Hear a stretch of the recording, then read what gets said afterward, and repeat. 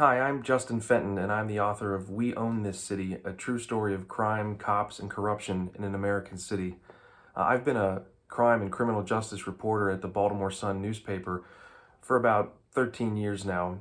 This scandal came to light in 2017 when an entire unit of plainclothes police officers called the Gun Trace Task Force were revealed to have been robbing citizens, stealing drugs, in some cases selling drugs, doing illegal stops and searches using GPS trackers, all kinds of things that have been going on for years without any sort of accountability. The case came in the wake of the death of Freddie Gray, a 25-year-old black man who was killed after being taken into custody. He died in the back of a police van. And this was supposed to bring reform. The outrage that followed that case was part of the Black Lives Matter movement in 2014 and 2015.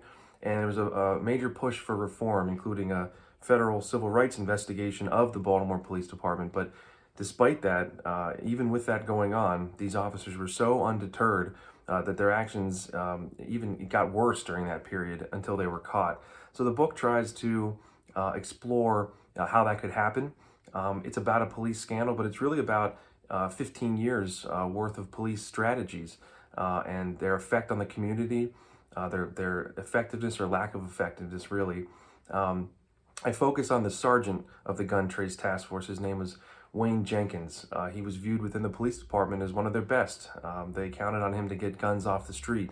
And he entered the police department in 2003 when they were doing zero tolerance type policing, very aggressive policing involving arrest for every single minor infraction.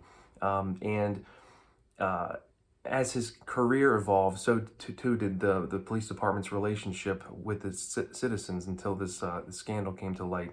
I pieced this story together using interviews with victims, with officers who were in the same orbit as these officers, some of the officers themselves, through interviews, through wiretaps, through court testimony, thousands of pages of documents.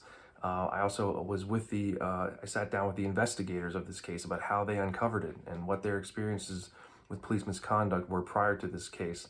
All told, between my coverage for the paper and the time spent writing the book, probably spent about 3 or 4 years on this. And really the story is continuing in Baltimore. So I hope that this book helps people understand better the realities of these situations, and also how complicated they can be, how complicated it can be to get to the truth and to root these things out. So I hope you enjoy reading it.